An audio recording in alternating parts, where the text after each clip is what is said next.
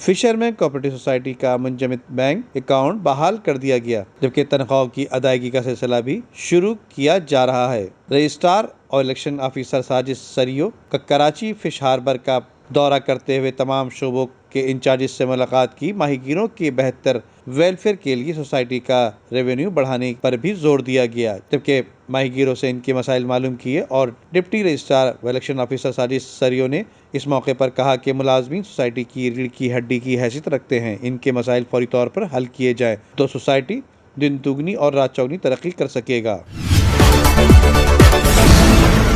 Video को like करके Facebook और व्हाट्सएप के जरिए दूसरे लोगों के साथ शेयर कीजिए और ऐसी ही खूबसूरत वीडियोस फ्यूचर में हासिल करने के लिए रेड बटन पर क्लिक करके और बेल आइकॉन को प्रेस करके हम सबके सब्सक्राइबर बनना मत भूलिए।